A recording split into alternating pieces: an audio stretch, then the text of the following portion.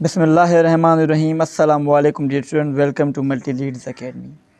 Dear student, Sindh board biology second year में आज ये होम्योस्टेसिस का हमारा दूसरा लेक्चर है, जो है अबाउट एलिमेंट्स ऑफ होम्योस्टेसिस, कि वो कौन से अनासिर हैं जो होम्योस्टेसिस को मेंटेन रखते हैं। डियर स्टूडेंट्स, अब हम अगर बात की करें तो जो होम्योस्टेसिस सर्वेलियंस है, जो होम्योस्टेसिस की निगरानी है, होम्योस्टेसिस सर्वेलियंस, ये फीडबैक के ज़रिए की जाती है। एक फीडबैक सिस्टम के ज़रिए की जाती है। अब समझने वाली बात ये है डियर स्टूडेंट, हमारे लिए ये समझना ज़रूरी है कि फीडबैक सिस्टम क्या होता है। डियर स्टूडेंट, ये एक चेक एंड बैलेंस सिस्टम होता है। फीडबैक सिस्टम एक चेक एंड बैलेंस मैकेनिज़्म होता है, जो कि जिस्म के जितने भी बॉडी फंक्शंस हैं उनकी परफॉर्मेंस को नॉर्मल रखता है, कि किस तरह उनको नॉर्मल रखा जाए जितने भी काम जिस्म के अंदर हो रहे हैं। अच्छा, अब अगर हम फीडबैक की बात करें तो ये जो फीडबैक मैकेनिज़्म है ये कुछ चीज़ों पर इन्हिसार करता है। वो कौन से हैं dear students?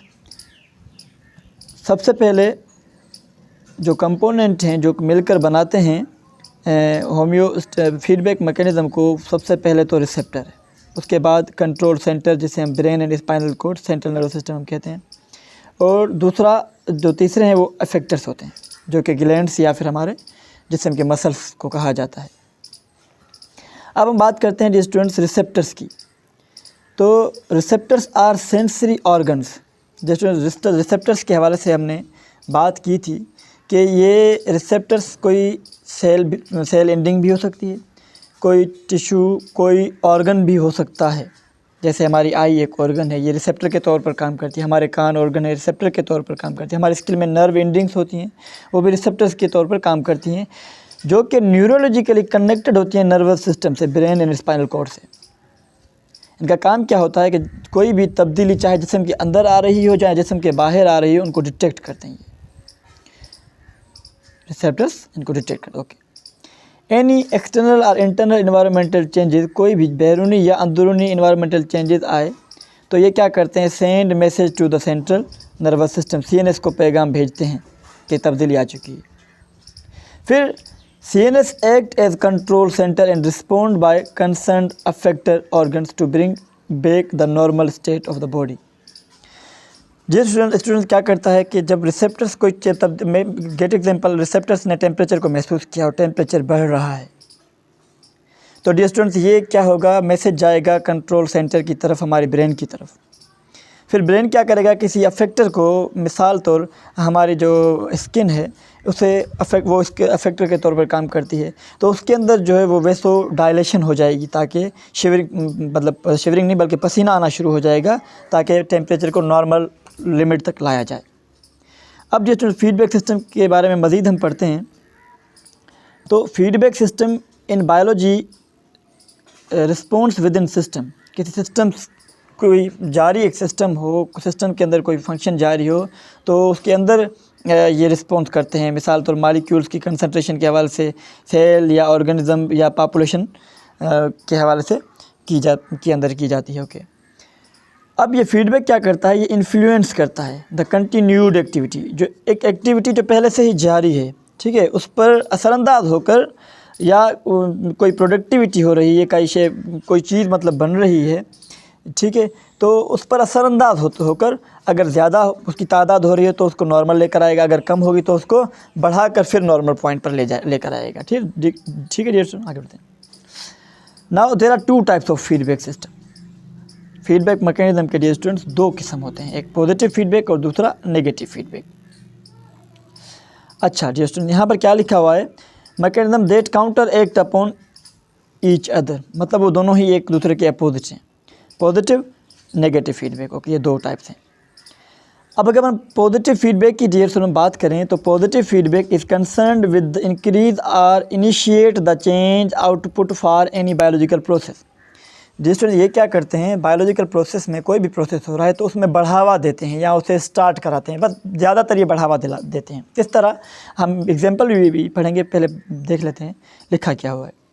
A body is injured, अगर जिस्म हमारा कोई ज़ख्मी हो जाए, and bleeds positive feedback begin, और फिर हमें अगर जिसम इंजर्ड हो जाए, खून बहना शुरू हो जाए, फिर पॉजिटिव फीडबैक शुरू हो जाती है। अच्छा, पॉजिटिव फीडबैक लेकिन किस चीज़ की, ये आपने याद रखना है। ऐसा नहीं है कि बस ब्लीडिंग हमारी जारी है जो उसको बढ़ावा देकर ब्लीडिंग को ज़्यादा कर देंगे, ये बात बिल्कुल भी नहीं।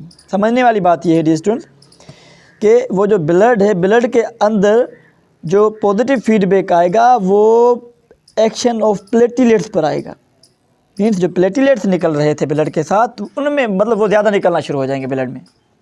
अच्छा, फिर क्या होगा dear students, platelets reach at the site of injury, वो साइट ऑफ इंजरी तक पहुँचेंगे थ्रू सर्कुलेटिंग ब्लड। वो जो ब्लड बह रहा था, जो हमारे अपना स्किन से बाहर आ रहा था इंजर्ड जगह से, तो वहाँ से क्या होगा कि प्लेटलेट्स की तादाद ज़्यादा आ जाएगी।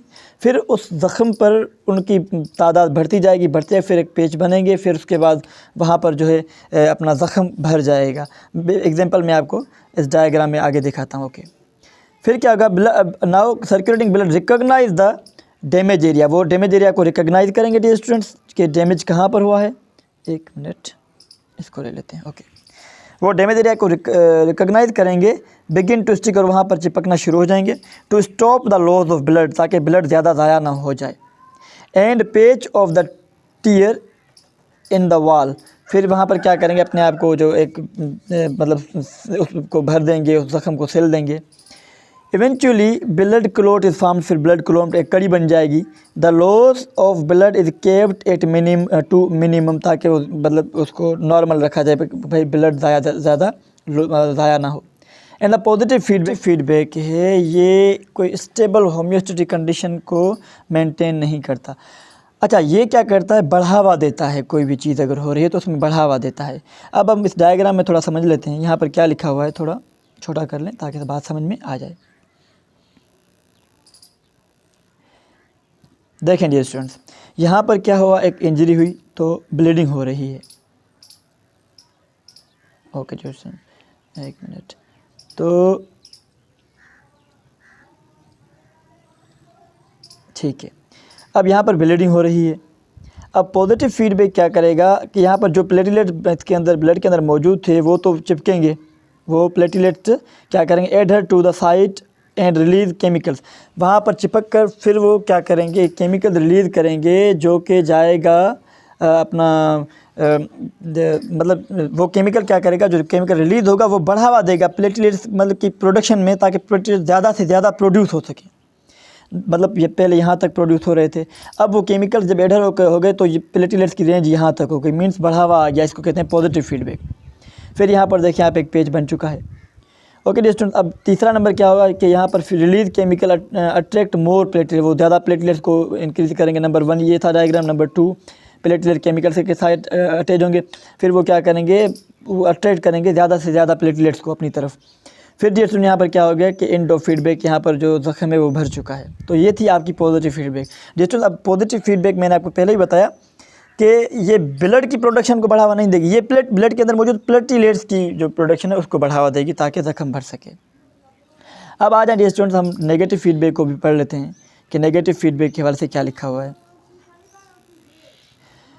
Now dear students, negative feedback की अगर बात करें, ये क्या करता है, suppress the normal physiological activities, जो नॉर्मल फिजियोलॉजिकल एक्टिविटी होती है उनको कम करता है, डिक्रीज़ करता है, to bring body back to normal state, जिस्म को नॉर्मल स्टेट में लाता है।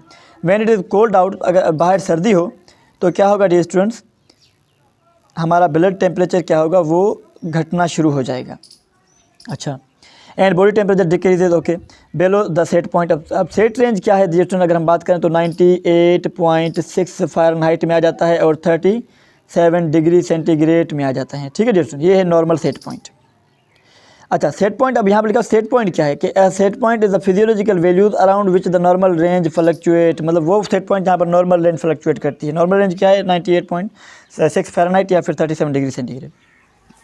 अच्छा, अब क्या हुआ यहाँ पर, a normal range is the restricted set of value, क्या है, रिस्ट्रिक्टेड सेट ऑफ वैल्यू, ये है ना वैल्यू रिस्ट्रिक्टेड, यहाँ तक महदूद रहे 98.6 या 37 डिग्री सेंटीग्रेड। ओके, आगे बढ़ते हैं dear students, value that is optimally healthful, जो कि हमारे लिए स्टेबल और हमारे लिए हेल्थफुल थे, सेहतमंद है। The negative feedback loop will cause the body to shiver, अब बात क्या होती है स्टूडेंट कि जब कंडीशन कोल्ड हो तो फिर क्या होगा, फिर जो स्टूडेंट्स वो रिसेप्टर्स महसूस करेंगे और हाइपोथैलेमस में एक मैसेज जाएगा कि सर्दी बढ़ गई है। तो हाइपोथैलेमस फिर क्या करेगा, ब्रेन के अंदर वो कमांड देगा अफेक्टर्स को। अफेक्टर क्या है, हमारे मसल्स हैं, तो वो क्या हो जाएंगे, उनके अंदर कपकपी शुरू हो जाएगी, शिवरिंग शुरू हो जाएगी। तो शिवर प्रोड्यूसिंग हीट, वो हीट प्रोडक्शन होगी। Ultimate the body temperature will return with in the set point, फिर वो सेट पॉइंट में रिटर्न हो जाएगा। इसी तरह डियर स्टूडेंट सेम वे में अगर गर्मी बढ़ जाए तो क्या होगा। अब ये एक डायग्राम, इसको अच्छी तरह समझेंगे कि ये है एक नॉर्मल सेट पॉइंट या नॉर्मल बॉडी टेम्परेचर।